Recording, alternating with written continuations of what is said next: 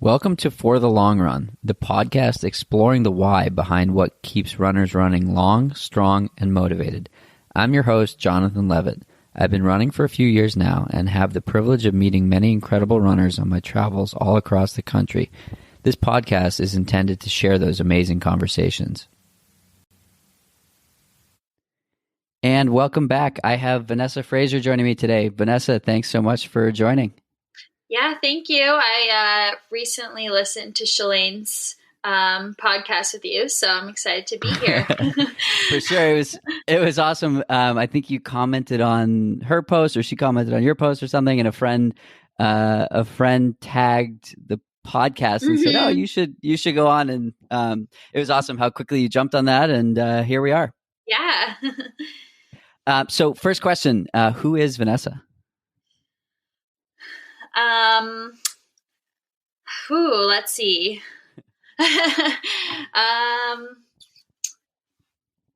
I am, that is such a hard question. I don't even know how you start with that. It's like, I think about all the different pieces of me, like, the times that I was a student and the times that I like first started running and how I've become like a different runner, but in a weird way, like I'm also the same. I think about who I am as like a friend and a family member. So gosh, I don't really know. So we got connected because you are an athlete on the Bowerman Track Club. Yeah, and yeah. I feel like you're the personification of like trust the process and putting in the work and just waiting and and then someday maybe you'll have your day. So yes. we were talking before we started recording about a race you ran around the corner from me here in Boston at the BU track a couple weeks ago. So before we dive into your evolution as a runner, I want to hear a little bit more about that. What was that race like? What was it like, with your teammates there and sort of as a culmination of all of this work? Mm-hmm. Oh, it was such a special night for me personally and for a lot of my teammates. So to be able to all share that special night together was incredible. I think. So for those that don't know, what was that race? Oh yeah, sorry. So that was the BU Last Chance indoor meet at the end of February, and that was our last indoor track race of our indoor season, and it was gonna be the last race for about a month until we opened up our outdoor season. At least that was the plan back then. Now we know that was probably the last race we were going to have for a little while. But yeah, we went out to Boston into February in hopes of chasing some fast times. So we had a group of women in the 3K going after Shalane's American record in the 3K. And then we had a group of us in the 5K. And my goal going into the 5K, along with Emily Infeld and Courtney Frericks, we all really wanted to break 15 minutes, which is a huge, huge milestone in women's distance running. And our workouts were showing that we thought we could do it. We also had Gwen Jorgensen in the race, and she was going after the Olympic standard and ended up missing that by less than a second. But that was a big race for her and her comeback from surgery less than a year ago. But anyway, so it was a good night for everyone. All three women in the 3K broke Shalane's 3K American record. And then I ended up running 14:48 in the 5K, which way exceeded my expectations. I wrote, I've been writing like little, I guess, inspirational notes on my mirror with a little glass marker. And I started doing that in the fall, just to kind of get through the grind of the fall training. And then I kept it up since then. And I had written 14:59 really big on my mirror in the weeks leading up to Boston, because that was just like the big reach goal in my mind. So to, reach that goal and more by like, over 10 seconds, just kind of blew me away. And it was just one of those special moments and special races where you just kind of feel invincible and everything comes together. That's awesome. Whose idea was writing that on the mirror? Or where did that idea come from? Oh, well, actually, I think I was first inspired by Shelby was talking about how she wrote on her mirror in 2016 leading up to the Olympic trials. I think she wrote, I will be an Olympian. And I've heard that story a couple of times from her. And I was like, I really like that idea of, I don't just have goals up there. I just kind of have like little catchphrases and inspiring words that just make me want to get after it in the morning. But then I really liked how she wrote that goal on her mirror. So I decided to write that time goal and see if I liked it. And I did really like it. Just, the random times that you're walking through your bathroom, it's like nice to have that reminder. What was that moment like when you achieved that goal?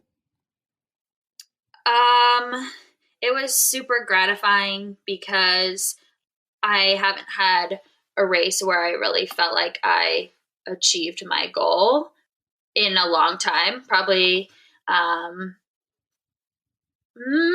like at least 2 years, really, since I'd had that feeling. And I think we all know what that feeling is like as runners. If you've been running a lot long enough, eventually you have that moment where you have a breakthrough or you do something that you didn't think you could do. But I think that sometimes those moments are few and far between. And especially with the transition I've been going through the last 2 years, just going from college to pro and getting used to training at a higher level, racing at a higher level, it can take a lot of time before you start to see results. And I've always known that that's how running is. And that's kind of how my college career went as well. So it always has been about trusting the process for me, but it can get hard when you go, almost 2 years without really feeling like you had a race that you were fully satisfied with. And so to finally have that feeling again, that feeling that I think we all chase after, and that's what we're all working towards. It was just nice to feel that and to be reminded that the grind is always worth it. And if you stay at it long enough, you will have that feeling again. For sure. So for me, for 4 years, I had the same goal of breaking 3 hours in the marathon. And it didn't actually happen until I had a mental shift in perspective. And I changed my sort of focus and approach to running and training. How did it happen for you? What do you think contributed to a breakthrough like that?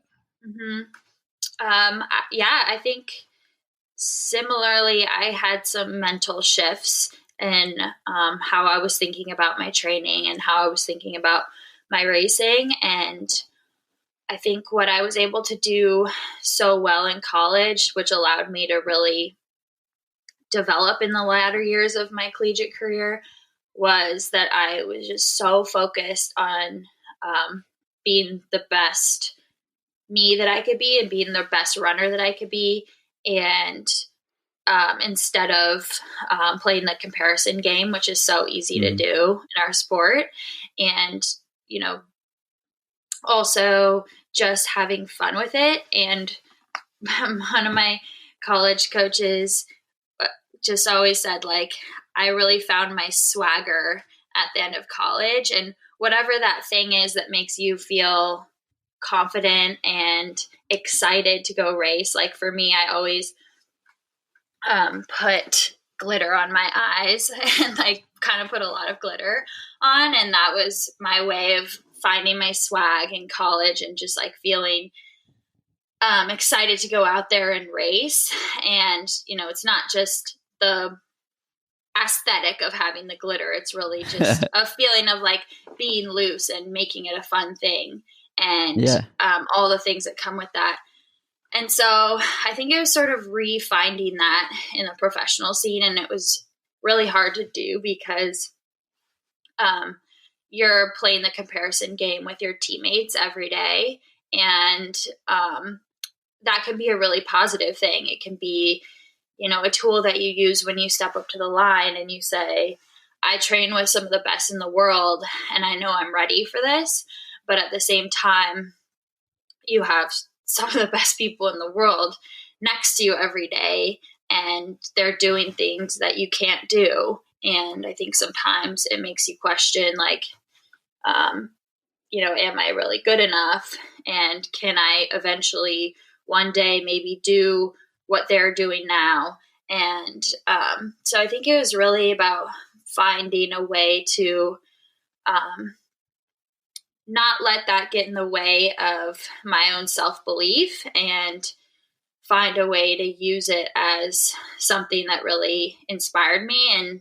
And so, yeah, I think it was just a process of, you know, every day at training camp this January, I had to remind myself, like, you know, focus on what you're doing well, like focus on the progress you've made since last year, focus on the progress you've made since last week, and like think about all the consistent work that you're putting in, and just really, really focusing on what I was doing well and why I thought that that was gonna produce good results one day. And so it's like pretty simple, but overall, I would say it was a mentality shift of just being more focused on what I was doing well and finding that own personal swagger again. I think the swagger thing is really understated. And I love that. My version of race day glitter is marathon mustache. So yes. I definitely feel you on the do something different and do it for fun. Yes, I love that. And it's worked once and it hasn't worked once. So, but either way, I did it intentionally because it's like a way to take yourself a little less seriously and sort of remind yourself that at the end of the day, we're doing something that we enjoy and we should be smiling and we should be happy. And yeah, you can have your game face on at the line, but I think if you're in a place on that starting line where you're happy and you're satisfied and you're fulfilled versus like this is a test, I think it puts you in a very different headspace. Right. And being excited about the possibility of what you could do rather than feeling pressure of what if I don't do it. So as a professional athlete, you're somewhat judged on race day, and that's sort of in parallel with the fact that if you don't see it as a test, I think you can be more successful. So how is it really just, you know, like what are you thinking about on the line to keep yourself calm? I think I was putting a lot of pressure on myself all of last year. It was my first full year as a pro, and I did kind of see it as I have to prove myself a little bit. And I was able to sort of shift that mentality this indoor season, now being my second year. And I think the biggest change is just that I'm able to finally believe and like see myself as belonging in this group and on this level, and just having that personal belief that I belong is enough to feel like, okay, well, I already know that I belong, and it doesn't really matter. Like eventually, if anybody thinks that I don't, eventually they'll see that I do. But just being able to believe that myself is enough to take the pressure off of the race and say, I already know I belong. I know I've been putting in the work, and I have to remember that at the end of the day, I am just racing for myself, and I am just racing to see how good I can be. And so it was definitely hard to get there at first. It's just such a huge change. At least for me, I felt like it was such a huge change going from college to the pro scene and being on such a talented team. It took me a while to get there, but I feel like I've come a long way with that mentality shift. Why did you want to be a pro? I didn't really know anything about professional running until later in my college career. I was pretty naive. I mean, I obviously knew who some of the big name Olympians were, but I didn't really follow the scene at all and didn't really know that that would ever even be a possibility for me one day. And I just fell in love with the process of trying to get better year over year in college, and seeing the progress that I was making in those later years in college was kind of addicting. And just every time that I would take a step forward and make another improvement, just makes you want to do it again. And once I found out that it would be a possibility to keep going after college, it was a pretty easy decision. And I was never somebody who knew what I wanted to do after college. I'd never had that one career dream growing up, like to be a doctor or a lawyer or something.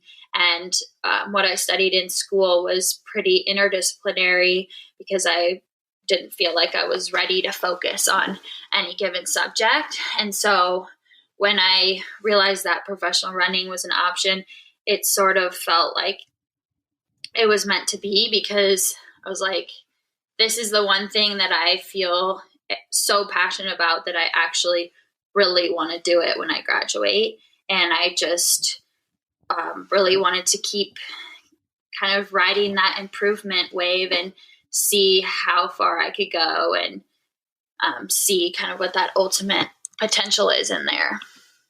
That's awesome. One of the things I love most about running is exactly what you said. It's that it's that continual growth, and looking back on what used to be hard is now attainable, or what used to be impossible is now hard. And just, I like to think of it as like leveling up. And what you used to do in college is now an easy week, and what you might be doing in 3 years is what's hard for you now.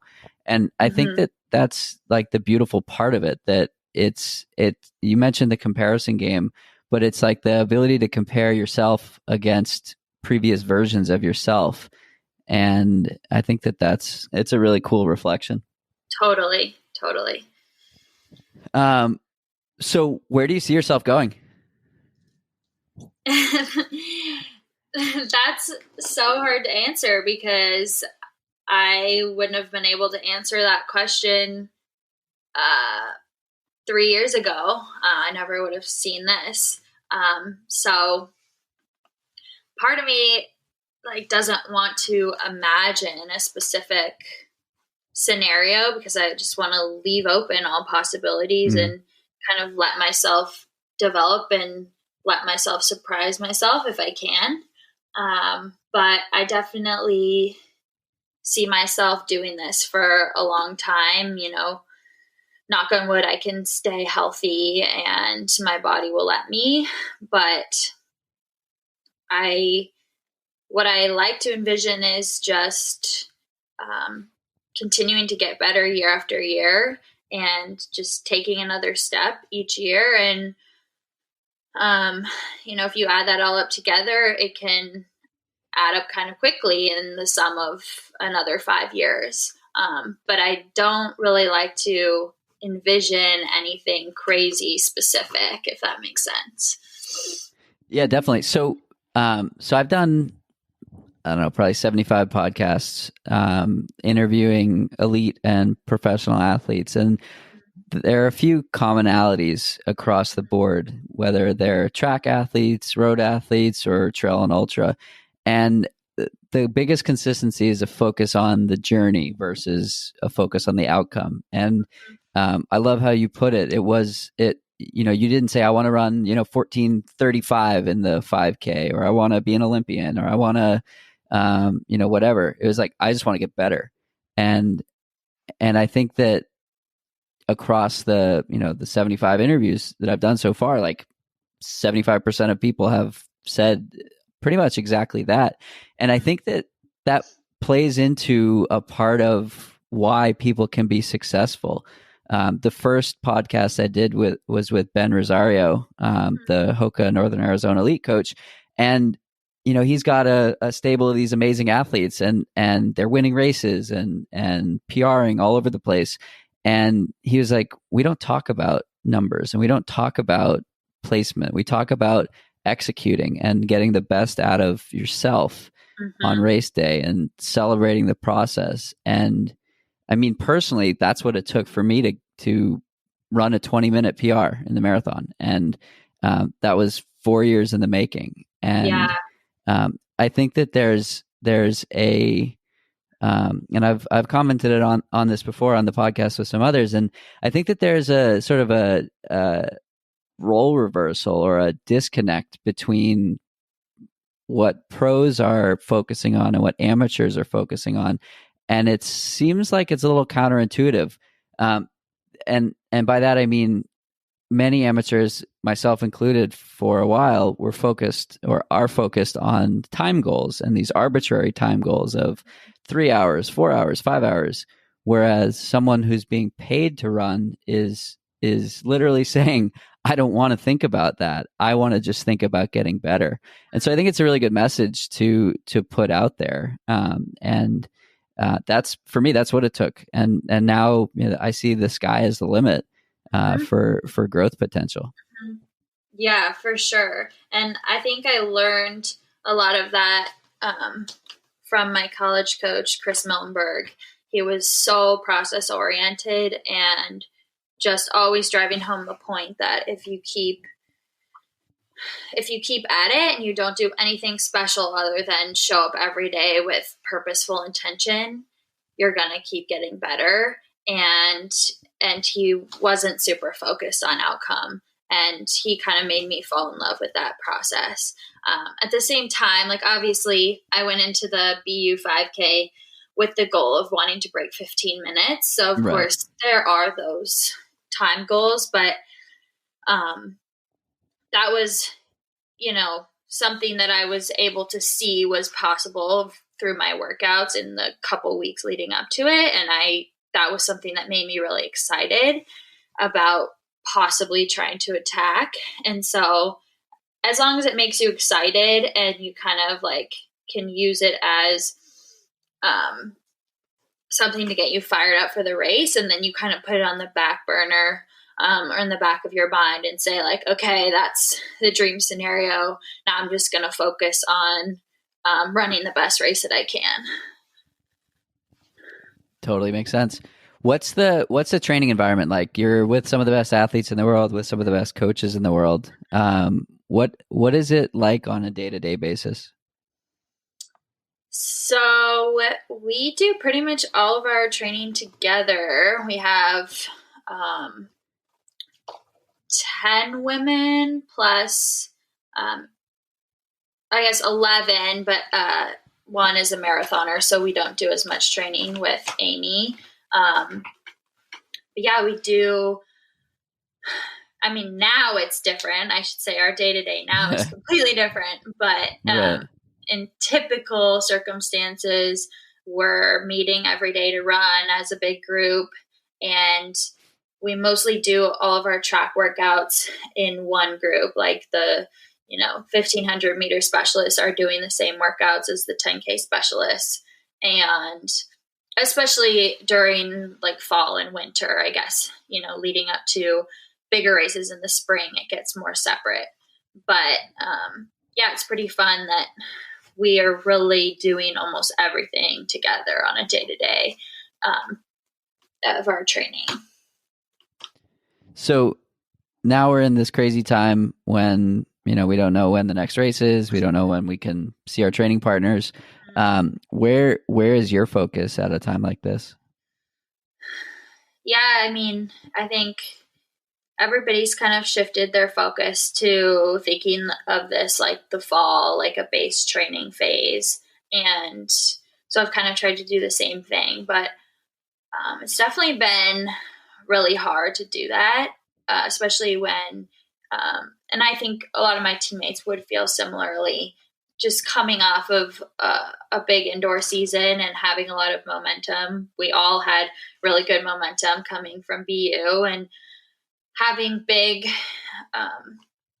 aspirations for the season, having a plan to run a 10K, would have been running a 10K this past weekend at Stanford. And I think it is hard to just all of a sudden completely shift that focus and try to, you kind of want to like hold on to that momentum and progress that you felt in February, but like you want to save it for later and sort of refocus on just building those miles back in and, pushing that big goal that you were really like amping up for this summer, pushing that back so far, over a year away now is our main focus, and then not even knowing when we're racing this summer. So, yeah, I mean, it's simple to be like, yeah, we're just going to focus on our base training and get stronger right now. But I'd be lying if I said that's like an easy shift to make. Right. And I think it's a little bit of a limbo of, what's motivating you right now. But I think that's kind of a good test in a way. Like, okay, how do you get motivated when there's nothing on the calendar to get you as fired up right away? And kind of just re-falling in love with training and having that be enough. So in a way, I think it's a good thing just to appreciate running for what it is without having anything that you're really working for specifically in the short term, at least. So how are you staying motivated? I like to still think about like my goals for next year, and knowing that the work that I do now actually is going to make a huge impact on what I'm able to do next year, just because I've seen that usually the effects of what you do in training don't happen a month later or even 3 months later. Like the effects of what you do in training today are going to really show actually in a year. At least that's been my experience, it takes time for the hard work to really show through. So I think remembering that what I'm doing right now is going to really pay off for bigger dreams that I have in the far future, but also just being grateful that we can still run outside. I mean, we're going, we're not training as a group anymore, but the fact that I can go outside and run with my roommate's Elise Cranny, who's on the team. So we're kind of running buddies during this time and just using that as motivation. Like, not everybody can do what they love right now. Not everybody can train for their sport right now.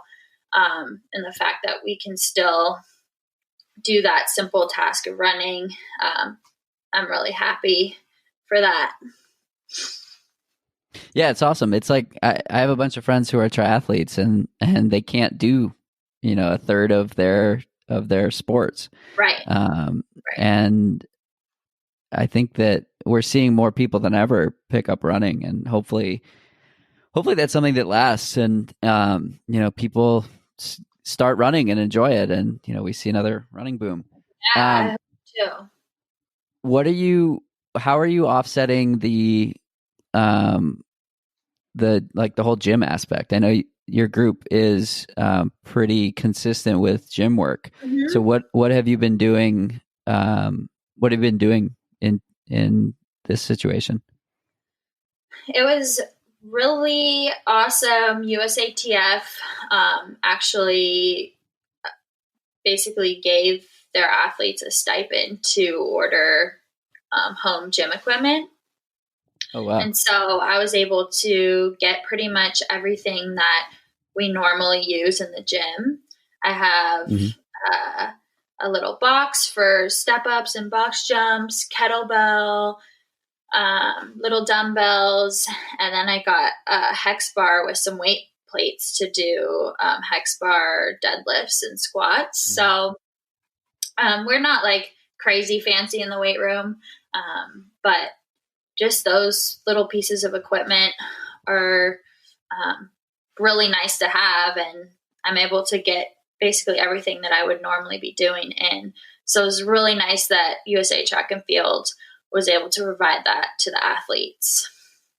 That's awesome. Yeah. Is gratitude something that you practice intentionally? I wouldn't say it's something that I do consciously or intentionally, but maybe I should.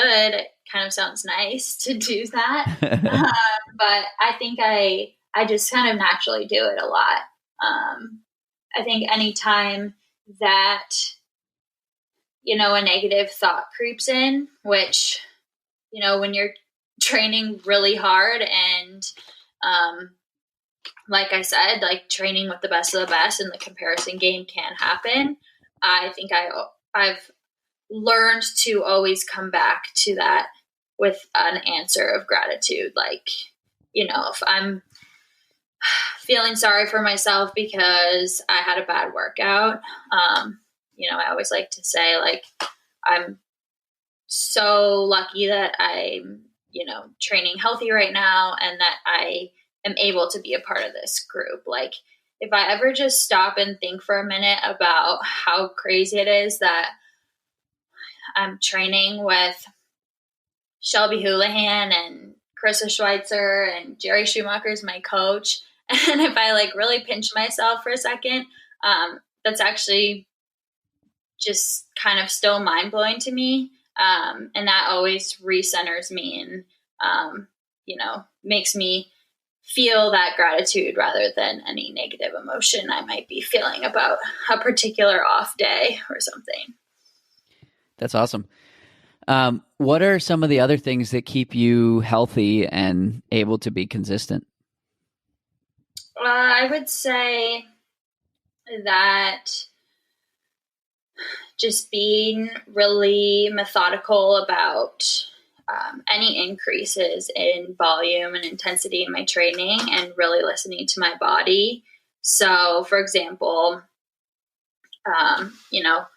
when I went pro, we knew that I would be increasing my mileage. My weekly mileage would go up, and you don't want to ever do that by too much. So each year it's like, maybe 5 or 10 more miles I'll add on for my weekly mileage. But in college, I always had one day almost completely off, or just like literally a 15-minute jog to shake out my legs. And a lot of athletes on our team, almost all of them, I guess, that like what used to be that off day for me, they run like 8 or 9 miles. And so I knew that would be a huge jump, and that would probably not be the smartest thing based on what I was used to. So I intentionally kept one day of the week. I increased it from 15 minutes to like 30 or 40 minutes. And I've stuck with that. Like, I always have one day where I only run 40 minutes max. And for me, that was just like the smart progression to do that from what I was used to in college. And so making like little small decisions like that seem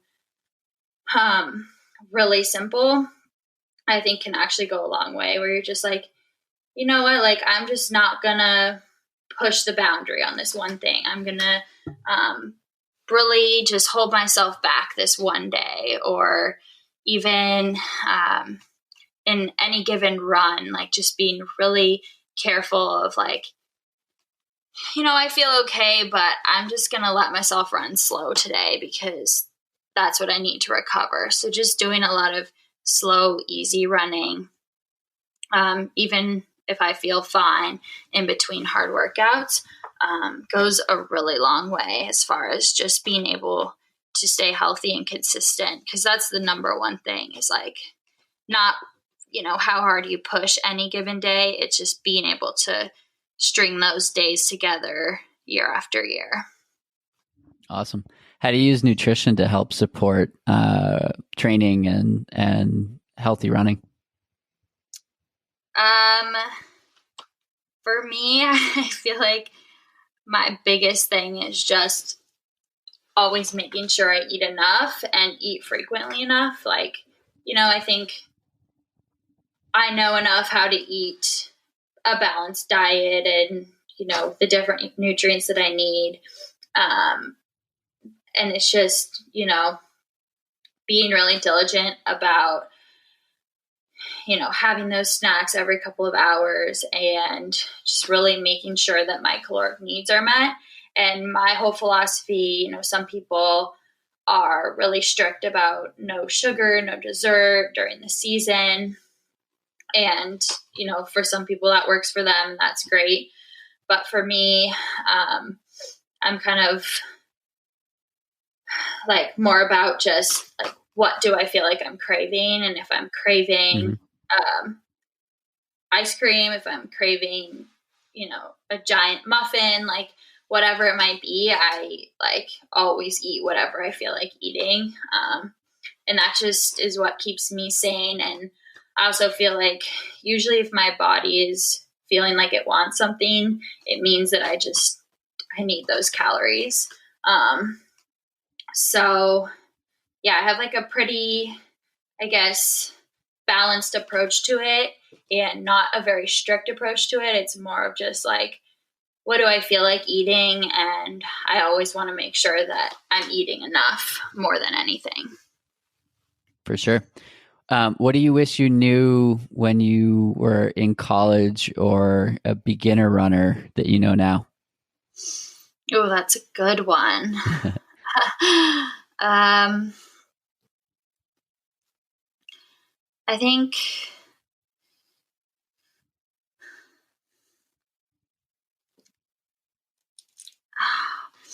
I don't know. It's hard because in a way, like, so when I was a beginner runner, like even, my freshman and sophomore year of college, I was still pretty naive to the whole running scene. But in a way, I kind of appreciate that I had that naivete, and it kind of, I don't know, it made it so running was just, it developed naturally for me, versus having all this knowledge about what I needed to do to get good or what it meant to be good. It just sort of like developed super organically. So in a way, I'm like, I don't know if I wish I knew anything different. It's kind of fun that I like slowly learned more about myself over the years and slowly learned the lessons that I learned even as a pro, over time, even though, that can take a long time and there are some painful lessons in there. I kind of appreciate that it's an ever kind of ever growing process of learning. Cool. How do you feel about balance, or how do you balance running?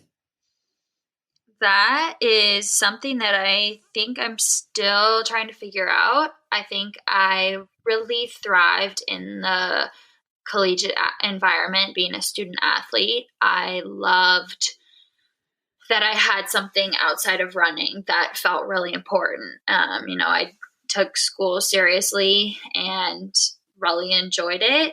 And I also enjoyed the social aspect of school, and it just made me feel really balanced and complete as a person. And of course, that changes when you're a professional, and as it should. I mean, it's in a lot of ways, it's great that I don't have school because I can train so much harder and I have so much more time to recover. But I've realized that, in order to run at this level, it takes so much time and energy that, like, physically and emotionally, I don't feel like I have much room to, you know, be doing anything really much outside of running. But then mentally, I think sometimes I miss having that balance.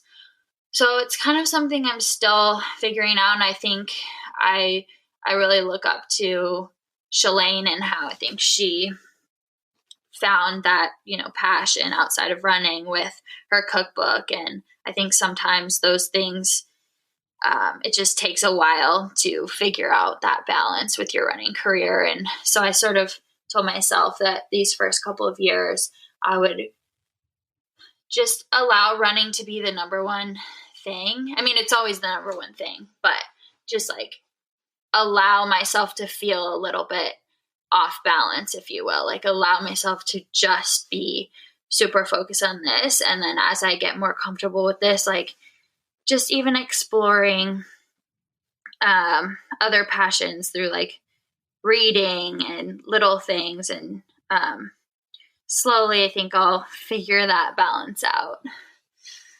Yeah, the way I like to see it is like the pendulum swings in different directions at times, and it can't always stay one direction, but in the moment, that's where it is. Yeah, and like being okay with that too, For sure. Why did you go for your first run? Do you remember? Well, I remember in kindergarten, they would send us out to run laps, and I always really liked that. So there was definitely always a natural draw to running. And then I did the Girls on the Run program. I started in 3rd grade. So I guess that was my first kind of like formal organized run. And I basically signed up to do that program because all my classmates were doing it. And I knew I had an affinity for running. So, yeah. Cool. What's your favorite distance? 5K. Funny enough, so that was the distance that they prepare you to run in the Girls on the Run program. It's like a road 5K at the end of the season. So that was the first race that I ever ran in 3rd grade. And I thought it felt like a great distance. And so my very first email address that I made in 5th grade was 5K Cruiser.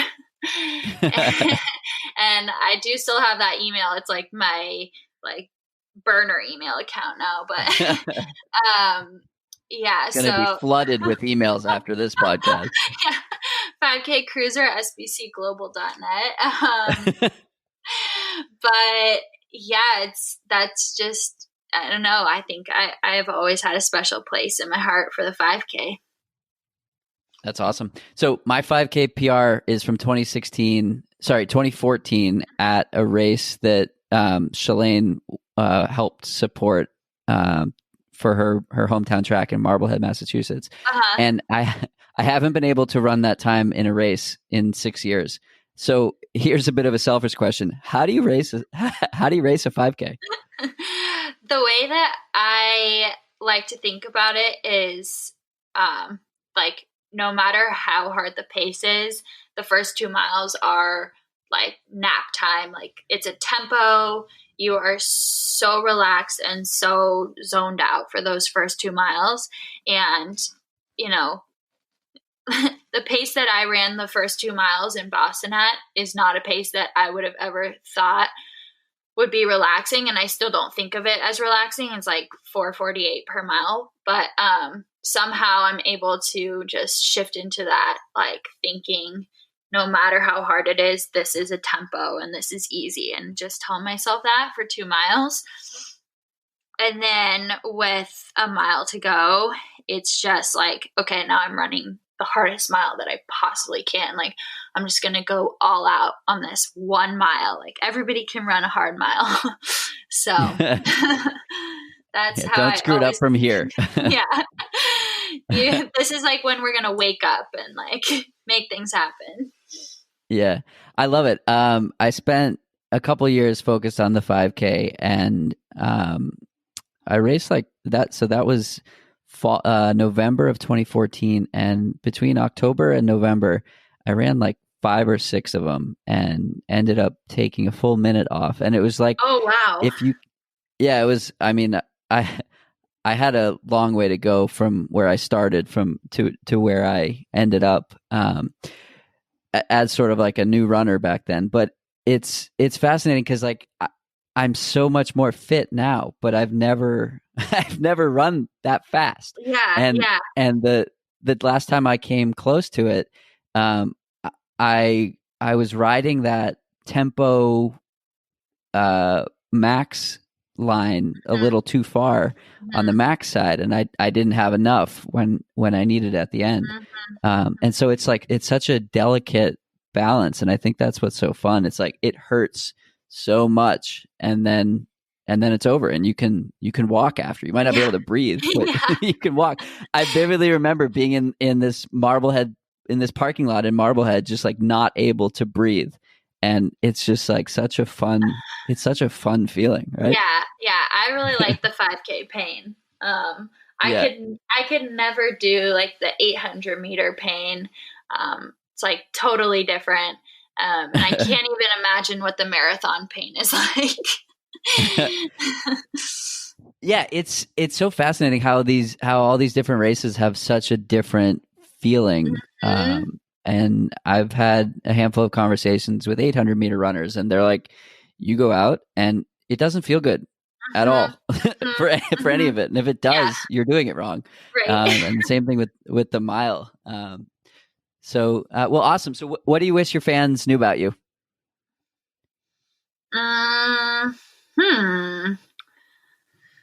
Somebody once said they can play piano, and they wish people knew about that.